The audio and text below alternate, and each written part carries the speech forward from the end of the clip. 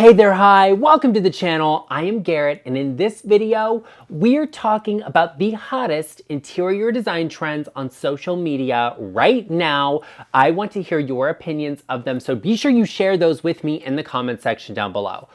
Oh, the first trend we have to talk about that people love right now that I am seeing all over the place are wall finishes. I'm talking about plaster finishes, I'm talking about lime wash, and you have some really good examples of wall finishes like Venetian plaster that are gorgeous. There's like a plaster-esque finish that people are really liking, and it's like a sanded material. You put it on and it kind of covers up the wall texture you have. All of these are cool. I kind of like them. I kind of don't like them because it just depends on how you do them as to how they turn out and the type of wall you have. A lot of people have sprayed texture walls, which are like an orange peel, and it's not great, it's not perfect or ideal, but it's what most people have. So I don't think there's anything wrong with having that or leaving it in your home. I think if you have flat walls, embrace the flat walls, okay? Like that's like next level great finish and quality, but not everybody has that. If you have trammeled walls, that's gorgeous. I absolutely love that. I think that's kind of the happy medium. It can be done in a spray form, but it's not as expensive as having smooth walls, and it doesn't look as bad as orange peel. So I actually like that. And right now, I'm seeing so many people do them in their home, whether that's smoothing out the texture they have on their walls to have flat walls, or just applying something over it and something different, or paneling to cover it up and get rid of it. I see a lot of people do that on walls and ceilings, and I think it's great. Having an interesting finish on your wall immediately makes a space look luxurious, which is why it's such a hot trend right now. But the downside to that is if you're renting, there's no going back. Okay, so you're not taking that off the wall. And, you know, maybe your landlord will like it, maybe they won't. I would discuss it with them before you do that. I probably just wouldn't do it in a rental because why spend all the money on somebody else's house? But that's beside the point.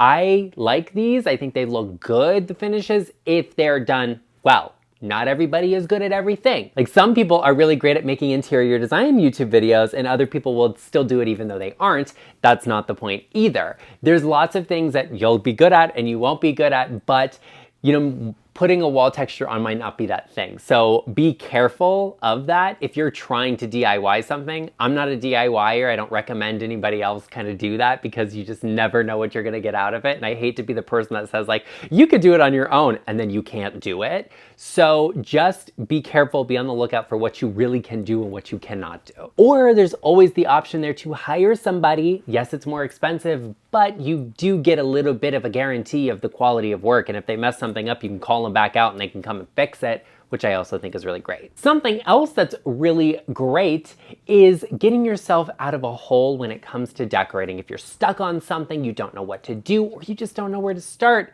I am at your service. And you can always book a one-on-one private consultation with me using the link in the description box down below or going to intro.co/GarrettLeChic. Another hot trend right now that I am seeing everywhere is long drapes. You know, usually we will say like the drapes should kiss the floor.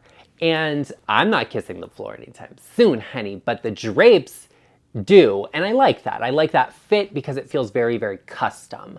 What I'm seeing a lot of people doing are getting pleated drapes of any sort and having them be like maybe an inch too long, or maybe even a half an inch too long, and they kind of lay to the side. It's interesting. I don't personally get it. I don't know. I'm not mad at it. I don't love it. I'm not going to do it. But I do actually have one of my drapes that are done with it because I measured for the drapes on one side of the window and the other side ended up being longer. So I have to like completely redo the hooks in them to fix it, but I have it. So it's interesting. I get where it's going and I kind of sort of like it. It looks very aesthetic. It looks very like magazine photo shoot. It looks very, you know, like Architectural Digest. I think that's beautiful, but what is the functionality is my question, because I don't like drapes that like pool and puddle on the floor because you can't use them. There's all of this extra fabric. What's a cat gonna go lay on it? It's gonna get dog hair all in it. It's gonna get dusty. I don't like that, so I don't do it. You know, the extra long drapes, the ones that are kind of, they have a little swag on the bottom of them, it's pretty. It looks good photographed, but what is the reality of it in real life? Maybe you have that and you want to share that with me and say like, maybe you're just being dramatic, Garrett, but I'm never dramatic, okay? I'm always on point, and that's the tea. But I want to know, how do you feel about this? Because for me, it kind of is like I'm not mad at it. It's not offensive to me because it looks good and I love everything that looks good. But what is the point? What is the reason? Are you actually using them? I don't think so. I think that's the real tea. I think you're just not using them, which is why you can have it that way. And you know, I always tell you not to jump on a trend unless you really like it, unless it's your personal style. And I think this kind of fits that niche of if you really like it, go for it. I also think if you like this, it's beneficial if you are buying like store-bought drapes that are a little bit too long. You can kind of pleat them and style them like this to get that look. And I think that works as well. For me, I like a really clean, simple fit drape. I think that looks beautiful, especially if you're going to use them. But if you're not going to and you say like, hey, I like the look of this and I like that because you know, maybe it is functional. Maybe, you know, you have drapes either side of a door and every time you open it, they kind of blow out of the way. Well, if they're a little extra long and they're sat on the floor, they won't do that. Maybe that works out better for you too. I think there's a positive and a negative to this. I just want to hear what you have to say about it. Another hot trend right now is a mid-toned wood tone. I like it. I think it's beautiful. You know me. I have light wood floors and I didn't choose them because I was like, this is the hottest trend. I have to have it right now. It's the newest, latest, greatest thing. I did it because I wanted my home to feel brighter. And you know, my lower level, we're surrounded by really tall and lush trees, which block out a little bit of the sunlight. So it makes my space feel brighter having a lighter color. But if I had the choice, if it made sense, I would have done a darker wood tone because that's actually what I like the most, which is why I have a lot of mahogany furniture in my home.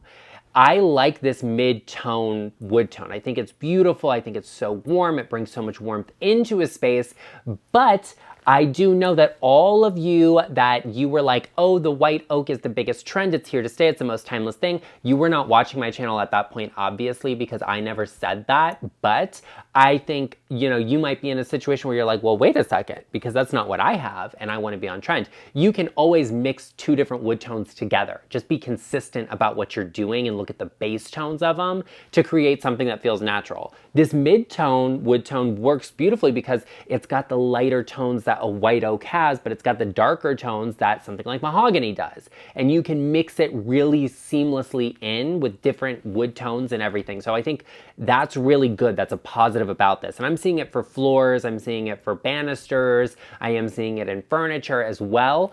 I think it's good. I think it's great. I like it. It's what is popular right now, and I'm seeing so many people gravitate towards. And I think it's also kind of that whole idea that the pendulum swings, right? We're going from white oak, which was like the biggest trend, and now it's like, ooh, well, that's so light. Let's go for something dark. And right now, that lighter wood tone is trending out while mid-tones are trending in. I don't think there's anything wrong with either. I think it really depends on the space and your personal style and what will benefit your home the most. My house, I would love to have darker floors, and I could do that upstairs, which is really bright and light, but downstairs is a lot darker and moodier, so I want to embrace a little bit of brightness by having a lighter toned floor to bounce some of that light off of. You want to address what your space needs and let that guide your decision. And you all know what I'm like on this channel. Well, actually, those of you who are subscribers know exactly what I'm like on this channel because you actually are here and subscribed, and those of you who are not subscribed probably don't know. I am always telling you to do what feels best for you in your home and to not follow trends, and you don't have to have the latest and greatest thing just because it's new. You can have something that you really enjoy. So if you are not subscribed, you should probably hit that subscribe button. You made it this far already. Okay, you see the value and I know you can see it. So be sure you take a moment, hit the subscribe button, join our GarrettLeChic family, and I would really appreciate it if you'd give this video a like. Another major trend that I am seeing, and maybe it's not a trend, and maybe it's just an observation I'm making, okay, is no window treatments. No blinds, no drapes, no curtains, nothing. And I don't know if it's a trend because people are like, oh, we want to embrace minimalism and not have anything, or if you are just putting it all out there on display. Okay, the neighbors are looking in those windows and they are seeing everything. And maybe you like that. Maybe you're into that thing. I don't know, but you better check with your neighbors first, honey, because that's rude if they're not, but that's beside the point. I am seeing so many spaces that have no window treatments at all. And maybe it's a budget thing and we're just like, oh, we haven't got there yet. We don't have window treatments. And I'm seeing this on like major interior design TV shows. And it's like, oh, the bedroom, it's so gorgeous. It's so beautiful. No drapes in sight. In the bedroom? No.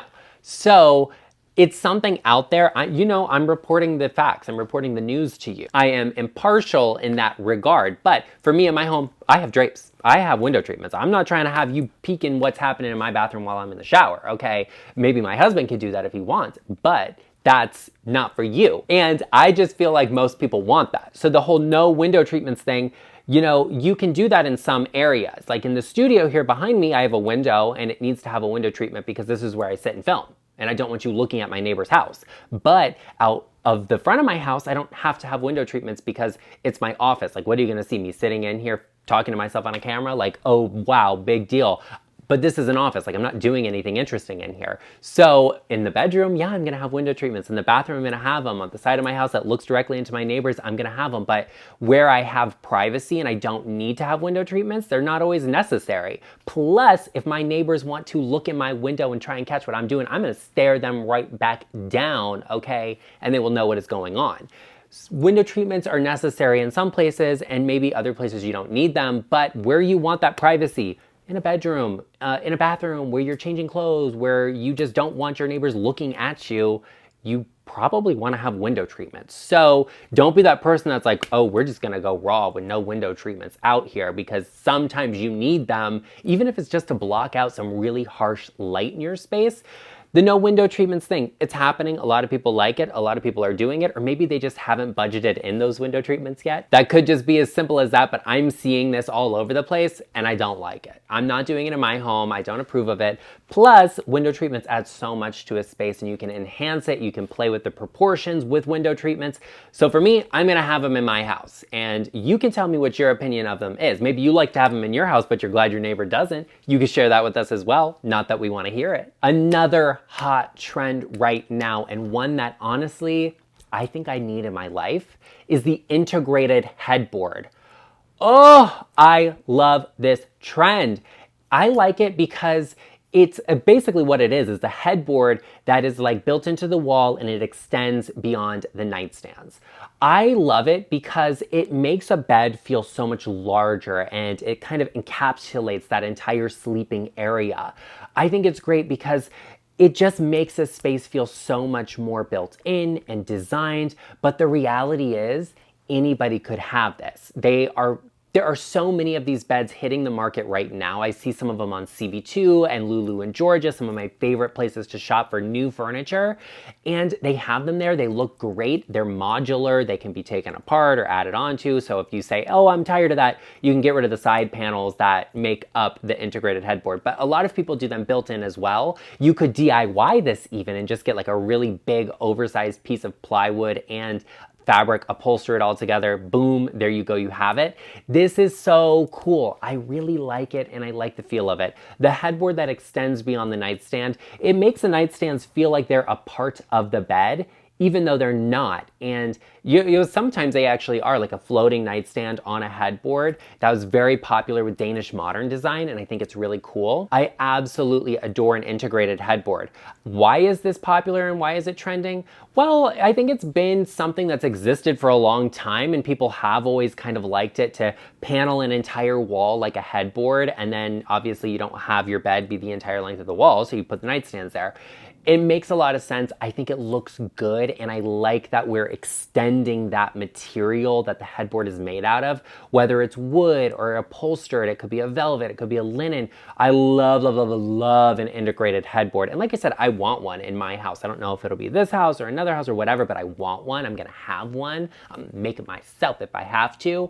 I like the integrated headboard. It's just another layer. And I think that's why I really enjoy it. And you can do something really fun. You can have a vibrant colored headboard. You could do something interesting on your wall. You could have a wallpaper. And it also tones things down a little bit because that layer is extended. The integrated headboard is great if you have a smaller room because it doesn't feel like, oh, the bed is just here. It's pushed into the corner. It's here, it's there. It extends that length. It makes that linear line that makes the space look longer. That's what happens when you add more linear lines to a space, and I think that's really cool as well. Just remember, I'm reporting the trends to you as I see them and what's out there. I'm not saying you have to do it. I'm not saying don't do it. You have to address what will work best in your space, but you can take any of these trends and adjust them or accommodate them to fit your needs or make an improvement in your home and your life and your space, and I think that is fantastic. Speaking of fantastic and speaking of trends, be sure you check out this video right over here all about some of the trends interior designers think are fantastic, but should you? Be sure you check out this video and let me know, and I will see you over there.